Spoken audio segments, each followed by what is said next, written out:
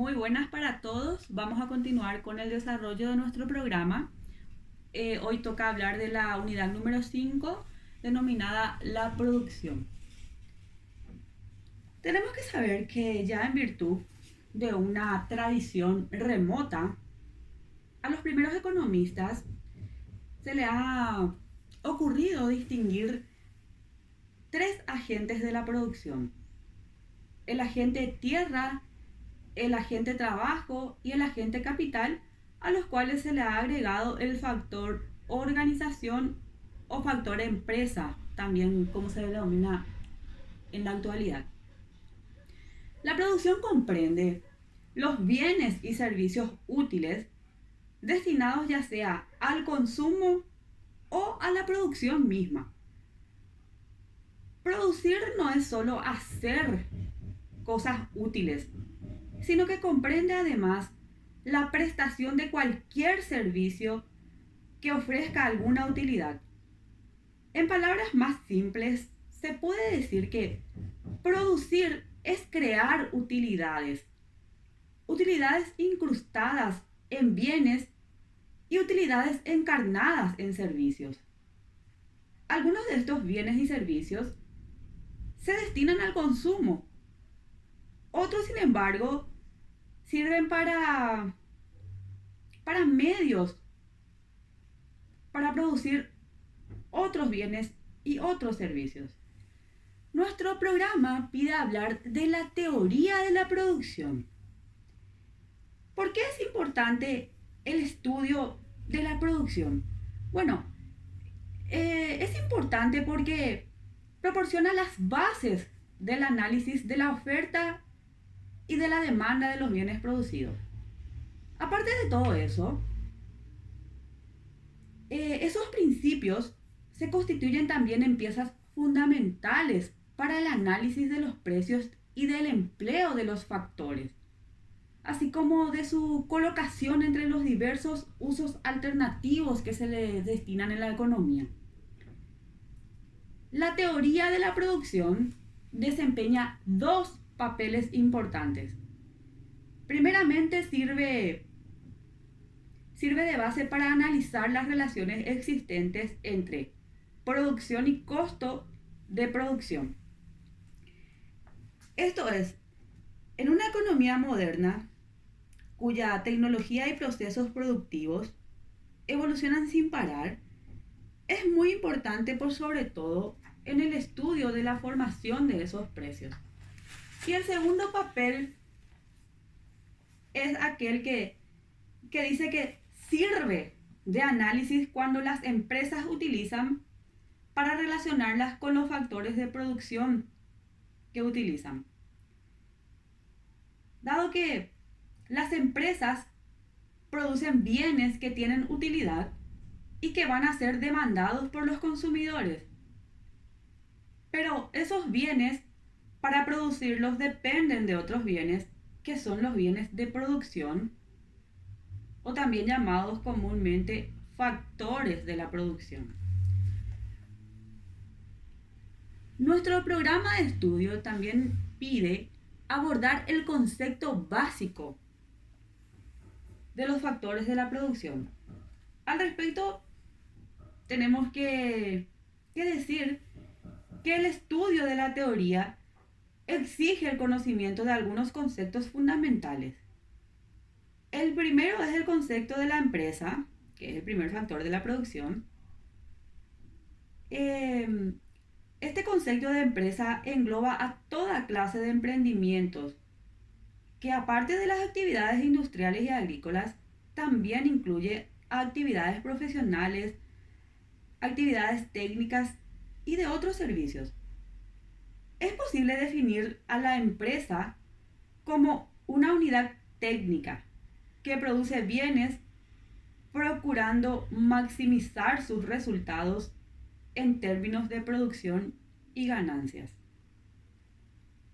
El segundo concepto básico es el de factor de producción, entendiéndose como factores de la producción a aquellos bienes y servicios transformables en producción. Y el tercer concepto es el de la propia producción, que es el que estamos buscando acá. Y al respecto podemos decir que producción es la transformación de los factores adquiridos por la empresa en productos para la venta en el mercado. Ahora, vamos a hablar del factor tecnología. En función de la producción, función de la productividad. Bueno, para hablar de los factores fundamentales de la producción, tenemos que saber que las mercancías o los servicios que utilizan las empresas en sus procesos de producción son los factores de producción. Una economía utiliza la tecnología existente para combinar los factores y obtener productos. Los productos son los distintos bienes y servicios útiles que se consumen o que se utilizan para producir otros productos. Los factores fundamentales de la producción son la tierra, o sea, los bienes naturales, el trabajo, o sea, la actividad que desarrolla el hombre, y el capital, o sea, los bienes mixtos, presatisfacientes, que son el resultado del trabajo aplicado a los bienes naturales, y el factor denominado la organización, que es la coordinación entre los diferentes factores de la producción a fin de obtener un resultado óptimo desde el punto de vista económico. Ahora, vamos a hablar seguidamente de la función de la producción. Existen factores productivos originales, tales como la tierra y el trabajo, y también existen factores productivos derivados, como el capital. De allí que los factores de producción son bienes indirectos que se combinan para realizar o crear el producto. Como tales, esos factores no satisfacen necesidades directamente y su función consiste en transformar los recursos naturales y crear medios capaces de satisfacer las necesidades humanas. Cuando hablamos de este tema, función de la producción, tenemos que hacer referencia a lo que dicen los economistas. Ellos utilizan la función de producción de la empresa para resumir la información técnica sobre los métodos de producción técnicamente eficientes de que dispone esa empresa. La función de producción de una empresa muestra la cantidad máxima de producción que puede obtener con una cantidad dada de factores. Entonces, para dar una definición del concepto de productividad en el sentido estricto, es aquel que dice que productividad es el producto de una unidad, de un factor de producción en un periodo determinado. En sentido genérico, productividad es el rendimiento medido en unidades de producto que se obtienen de la aplicación de los factores. En síntesis, la producción es una relación entre una cantidad de factores o de un factor usando en la producción y la cantidad del producto obtenido. Una alta productividad significa un máximo de productos con un mínimo de la productividad de sus factores. La productividad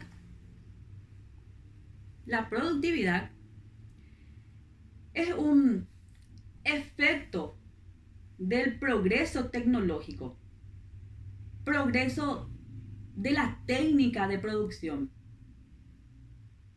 El desarrollo económico, sobre todo en sus formas aceleradas, es el fruto del aumento de la productividad, o sea, del aumento de la capacidad de producción de los factores de la producción. El proceso de producción o proceso productivo viene a ser entonces la serie de actos de producción que va desde el inicio de la creación de la utilidad hasta su colocación en el mercado. Esto es, hasta su colocación para la venta. ¿Y qué consecuencias tendría un aumento general de la escala de actividad económica? Podemos hacernos esta pregunta cuando estamos abordando este tema. Y la respuesta es que si predominaran los rendimientos crecientes, el aumento de la cantidad de factores y de producción elevaría la productividad, concepto que mide el cociente entre la producción total y una media ponderada de los factores. Ahora, vamos a pasar a estudiar el siguiente tema, que es la que hace referencia a la ley de los rendimientos decrecientes, también denominados proporción de los factores. Bueno, al respecto podemos decir que la ley de los rendimientos decrecientes establece que si las cantidades de algunos factores son fijas, el producto marginal, o sea, el producto final de un factor variable como el trabajo, disminuirá traspasado un determinado nivel, conforme aumente la cantidad de ese factor. La ley de los rendimientos decrecientes se basa en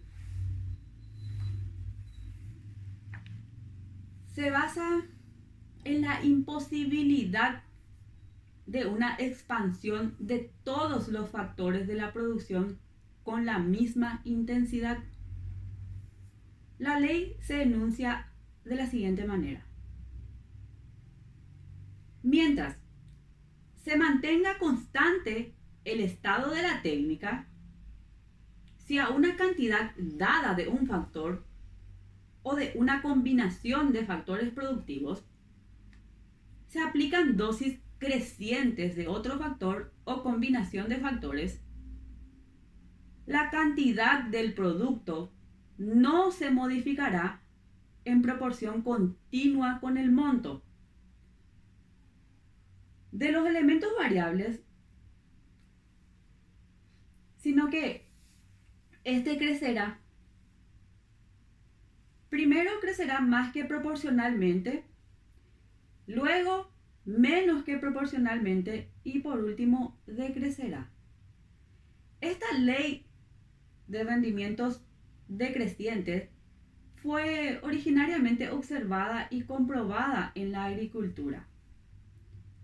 Supongamos, para simplificar al máximo las cosas, que se entienda un poco mejor este tema, que se trata de una siembra de maíz, de una hectárea de extensión, por poner un ejemplo, en la que solo se usan dos factores.